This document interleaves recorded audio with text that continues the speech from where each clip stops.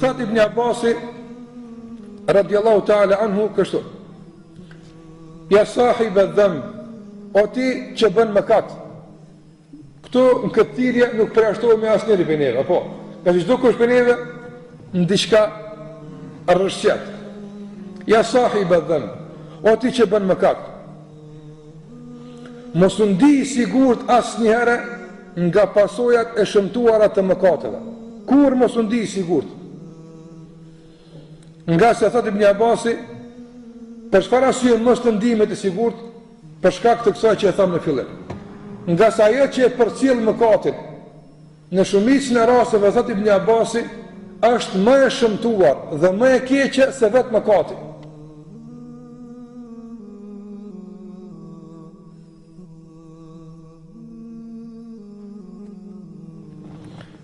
Thot qillatu hayaika, turpi i zbehu, turpi që mungan përballë dy me lajkeve që i kënë krah. Në kohën kur bën mëkat, thot Ibn Abasi, është më i madh se vetë mëkati. Andaj, nëse këtu ndalemi, për shembull, sa njerëz kështu i klasifikojnë mëkatet, apo jo i vogël, ose s'është më rëndësi, ose gjithë njerëz të bëjnë. Mi po shikojnë si kur thonë nga këndi tjetër, e ndrojnë qoshin e shikimit.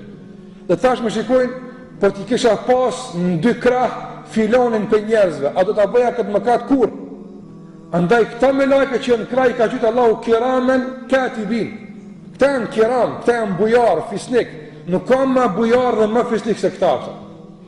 Pra i fakti që nuk i shohim ne, nuk nënkupton se ata nuk na shohin neve.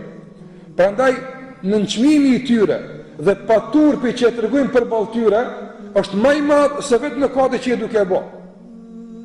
Pra këto janë ato pasojat ansore që i shkakton kryerja e mëkatit. Dhe që ne duhet, sikur thash, ta ndrojmë këndin e shikimit në mëkat. Thot qillatu hayaika mimmen ala al-yamini wash-shimal, turpit i zbehu, mungesa e turpit të mjaftueshëm ndaj atyre që i keni të djathtën dhe të majtën. Thot Ibn Abasi, a'dhamu min adh-dhanb, është më e madhe se vetë mëkati që duke bërë.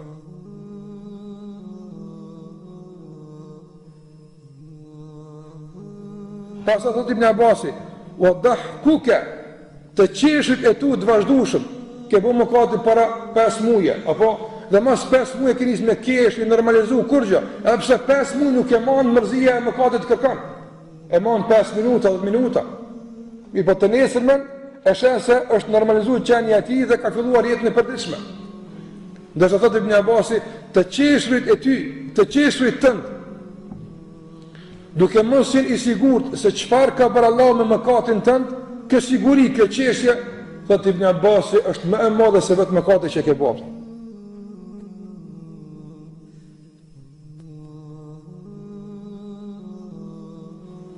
Pastaj vazhdon Ibn Abbas duke thënë: "Wa farahuka bi-dhanbi idha dhafirta bihi a'zamu min adh-dhanb."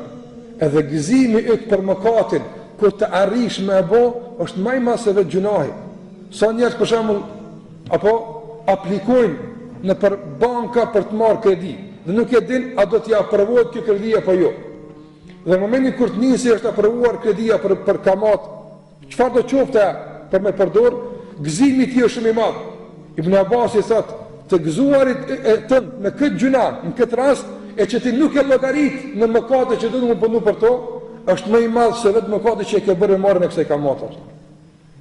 Prandaj këto janë ato që thash, zakonisht e shoqërojnë mëkatin, por që njerëzit nuk i kalkulojnë kur bie puna për mëkatet. Ata kalkulojnë vetëm veprimet e mëkateve të tyre. Nëse këtu ndjenja ansore që din të jenë më të rrezikshme, më të këqija se vetë gjunaji, pak për njerëz i llogaritë i bën hesab këtë punë që Zoti po tu nesër komë vetë ato. Pa në çfarë do lloj mëkati që kemi arrit ta kryejm, qoftaj me zemrën tonë, qoftaj me gjuhën tonë, qoftaj me gjymtyrët tona, dhe përballë kësaj arritje jemi gëzuar dhe kemi qeshur dhe jemi ndier komod dhe rahat, ky komoditet dhe kjo rahati për shkak të mëkatit të kryer, thot Ibn Abbasi, duhet të llogaritësh në shëmtueshmërinë e këtij gëzimi më tepër se në shëmtueshmërinë e veprimit të mëkatit.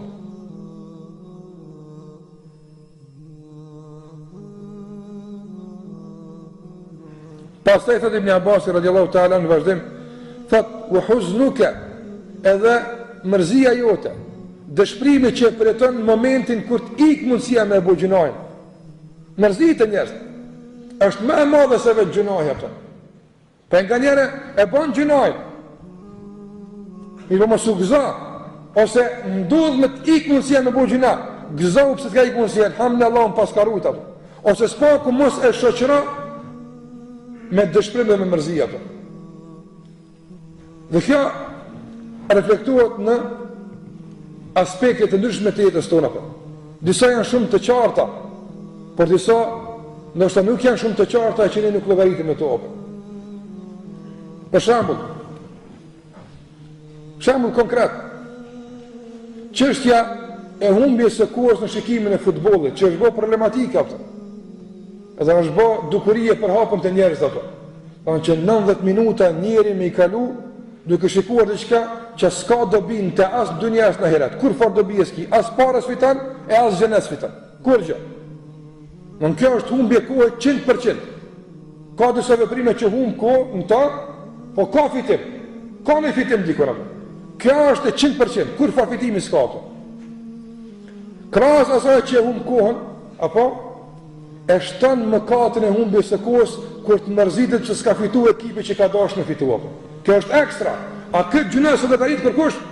Se në gjej këta në gjej normal është kjo puna, që kjo ka mundësi me konë me e keqe, se vetë ku humbja e kohës 90 minuta. E mos kasim për punë të tjera. Ose gëzimi që i përton që fita i ekipi. Edhe kjo është gëzim i shoqëruar në kohën e humbjes së kohës, që ka mundësi me të kushtu ma tepër, se vetë humbja e kohës e kaluar në këto minuta, që kjo pas mundësi ndoshta xhenet me fitu për 90 minuta. Për 90 minuta, në përmendoni vetë sahare ki mundësi e stakfurullah me thonë ato.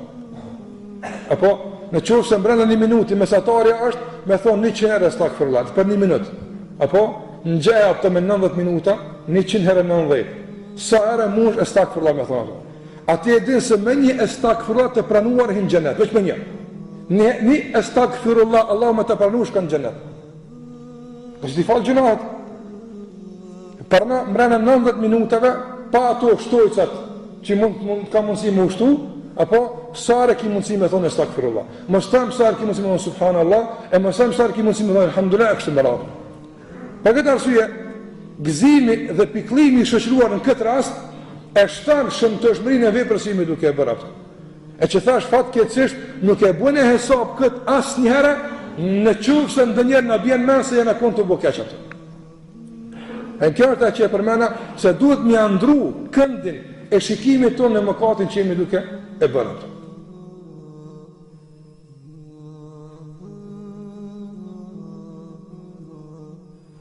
Pastaj Ibn Abbas radiallahu ta'ala anhu,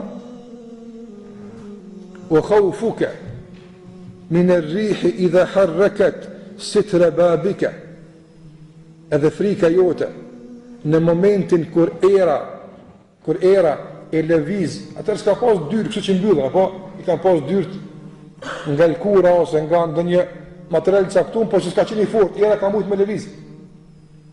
Njëre fort e ka lëviz derën. Thot Ibn Abbas radiallahu ta'ala anhu, frika jote në kohën kur era e lëviz derën, e ti e duke e bërë mëkatin, frika në këtë rast që të vjen ty, se mos pëmshet dikush, apo ndërsa e ke nënçmu shikimin e Allahut mbi ty, është më e madhe se vetë gjunaja që duke e bërë. Sa njerëz kanë duke e bërë mëkatin, në gjatë kohës mëkatet për që inshallah vënohet edhe pak e zvjen. Apo të bëj që gjuna mos më kërkush ato. Ndërsa duke pas det mos përshet dikush, Allahu në detale përshet çfarë bën ato. Nënçmimi i shikimit të Allahut dhe mos kujdesi për këtë shikim dhe frika nga të pamërit e njerëzve, apo është më e madhe se vetë gjunaja që jemi duke bërë. Prandaj, këto janë disa kënde të rëndësishme nga të cilat duhet i qasemi trajtimit dhe shtjellimit të temës që ka të bëjë me mëkatet. Në qoftë se vëllezër të nderuar, ne e zhveshim mëkatin tonë nga të gjitha këto ndjenja, a i ngushtohet rruga mundësia për të bërë mëkat? Po, vallai, shumë ato. Për shembull, në qoftë se, sikur se ka thënë Ibn Abbas radiallahu ta'ala anhu, turprohesh për aty me që i ki këto apo, do e aktivizon turpin në kohën e mëkatit ato. Në qoftë se nuk e ka fuqin e mjaftuar ky turp me të pengu për mëkatit, së paku shihen ja hub apo, dhe kjo do pson dënimin e mëkatit.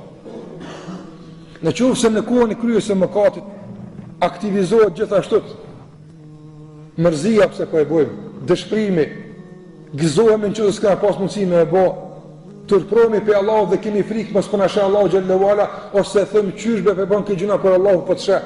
Gjitha këto ndjenja i aktivizojmë në kohën e gjunaheve. Apo këto ndjenja, sikur që ekzistimi i tyre e shton dhe rrit gjunahin, gjithashtu edhe aktivizimi i tyre në kohën e gjunahit e dobëson dhe e zbej mundësinë e gjunahit. Në këto janë kuptime më rëndësi që duhet të kemi parasysh kur dona me menu për gjunah, ose kur dona me unis ka ndonjë gjunah, ose kur jemi duke vepruar ndonjë gjunah. Jam i bindur se njëri që një tro iman ka në zemër, në qoftë se i aktivizon të gjitha këto që ka unë Ibn Abbasi, por në të kundërt në aso që ka unë Ibn Abbasi. Ibn Abbasi ka përmend kuptimin negativ.